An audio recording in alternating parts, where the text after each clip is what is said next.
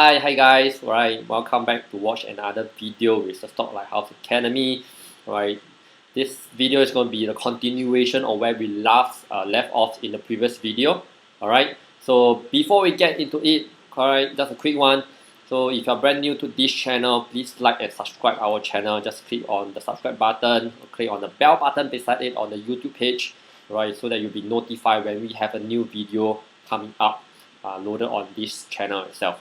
Alright, so a quick disclaimer, whatever we share on this channel is just purely for education purpose. If you need to, please consult your own consultants to find out whether it's the best instrument to invest for your portfolio.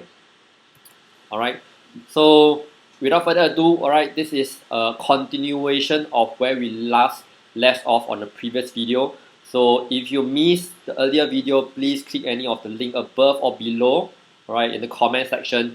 Alright, to actually find out, to actually view the part 1 of this 4-part series first. In this video itself, we're going to continue on our fundamental analysis. Okay, particularly we're looking into the numbers.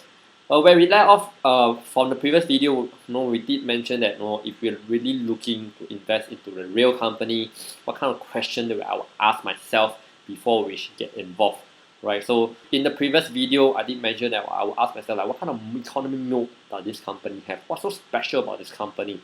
Right, really able to sustain on the long run. That's why I want to find out what is the economic moat. Right, so if I find out the moat of the company, the next thing I will ask myself, since I'm an investor, right, and I did mention that when we actually invest in a company, we are actually really buying or actually invest in the real businesses.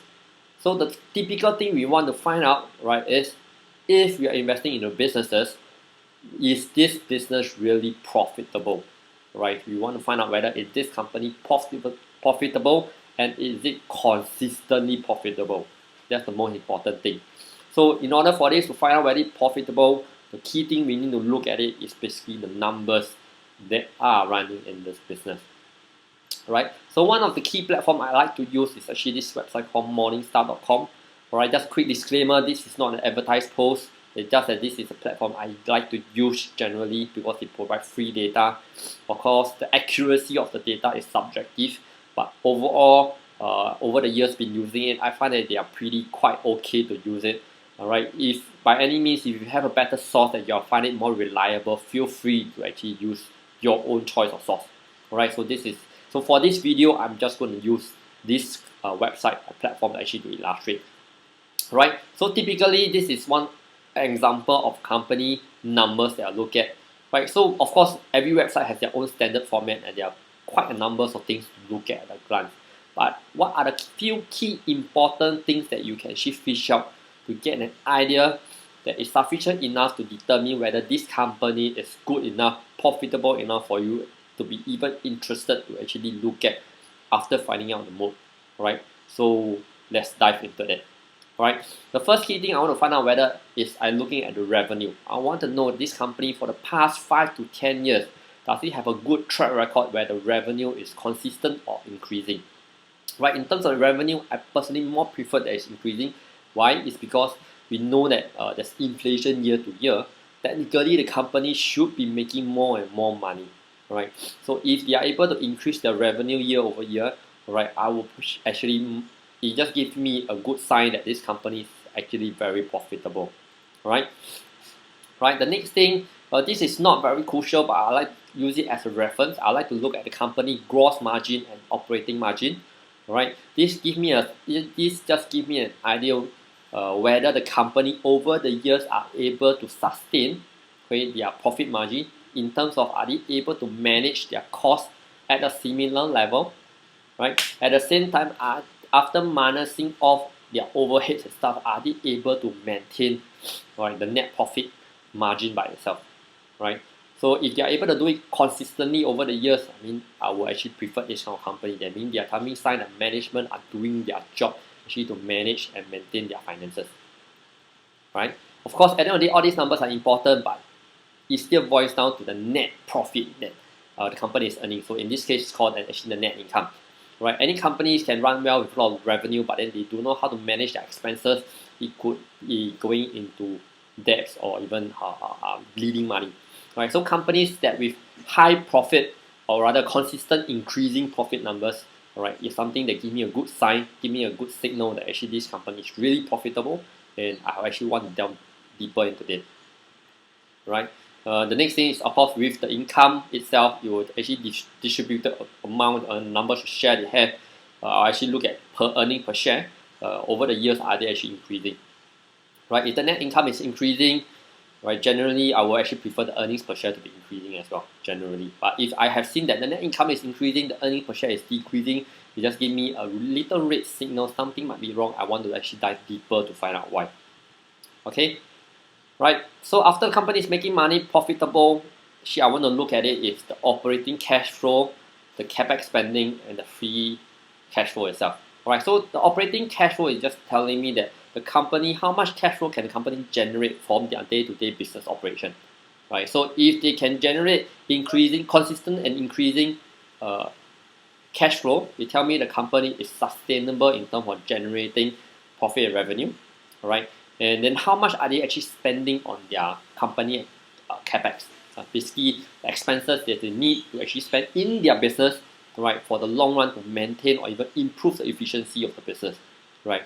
So if the company doesn't have a good management in managing their capex, generally they should have quite a number of free cash flow where they actually can use this amount to deploy in other areas of their businesses, right, to expand further, or if the company is a company actually pay out dividends by itself, this free cash flow will tell me a sign that company should have sufficient cash to actually pay out to the companies, to the shareholders as dividend itself.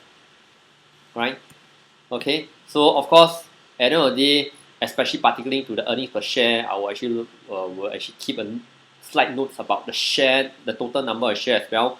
Right, over the year, generally I prefer company have decreasing share numbers. Very simple reason: if the company is making more and more money, and if they have lesser and lesser share every year, that means the numbers, the income that is distributed per share will increase over time. Right? But of course, this can be dive deeper. You just need to take note if the company has been spending, increasing debts and things like that to do a lot of share buyback. Sometimes they can artificially push up the earnings per share. So it may not be as healthy. So this is something telltale sign that you need to take note. Sometimes companies do that subtly, right? So this is come with experience, but over the years you actually learn and take note of some companies that actually is pretty quite obvious, right?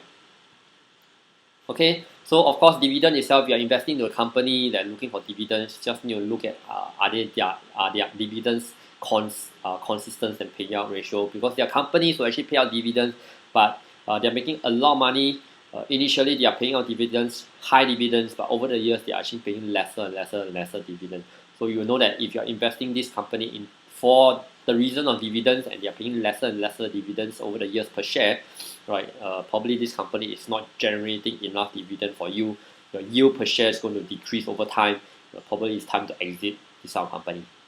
Of course, after looking at the profitability and earnings of the company, next thing I actually look at, I want to know that whether companies have high debt or low debt, right?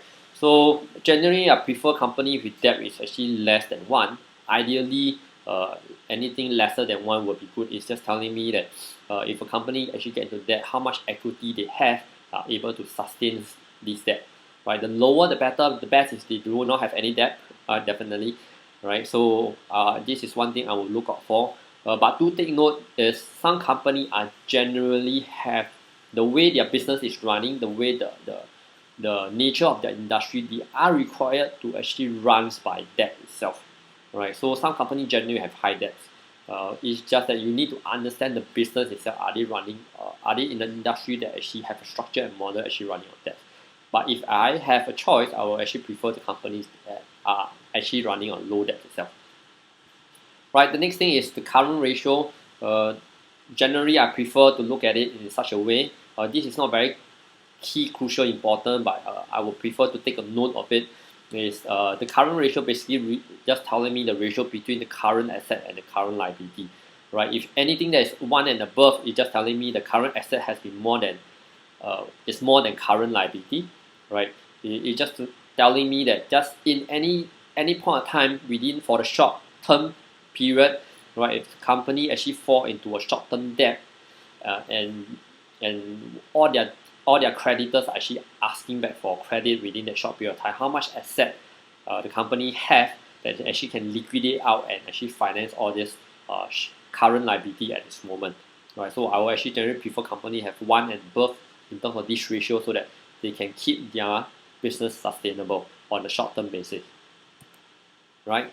Okay, last but not least, I will want the company to have this thing called return on equity, right? It just basically to tell me that the amount of equity that we have put in as an investor, right? What's the ROI what's ROI return the management are able to actually fetch for us.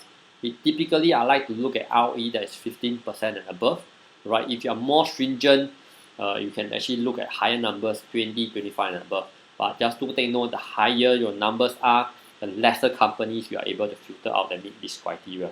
So typically, I like to keep it at 15 and above. Of course, the higher the better, right?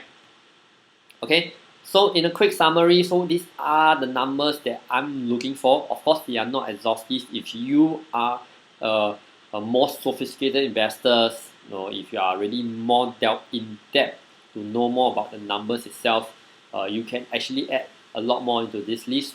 But these are the few numbers that I like to keep it simple, which is good for a beginner investor to look out for, able to give you a clue and signs of to filter out some of the good companies to start investing and add them into your portfolio. Alright, so in a quick summary, right, so some of the numbers I'm looking for that are consistent increasing will be like the revenue, the gross margin and net margin, right? Net income definitely, earnings per share, operating cash flow and free cash flow. They have to be consistent or at least consistent increasingly. Alright, so the number of shares, this is something that is consistent or decreasing, that's preferable, right? That means out of every dollar that I earn, or rather out of every dollar the company is earning, right, I'm able to get more earnings per share if the share number is decreasing by itself, right? Some other ratios that I'm looking at will be like debt to equity. I like them to be below 1. Quick ratio, or rather the current ratio, I want them to be actually 1 and above, and return on equity at least 15% or higher. Alright, okay, so that pretty much sum up for this part of the video, the numbers that we are looking at. Alright, okay, so if you like this video, please comment on the section below, or on the YouTube or the Facebook page to tell me how do you find this video, are they useful, is there anything else you would like to find out that we can add on, or in fact, are there any other things that you particularly look out for, right, so that we can share with the rest of the viewer in this video. Alright, okay, a quick one, thank you for watching this video, alright, and do keep a lookout for the next video, alright, of this 4-part training series. Alright, see ya.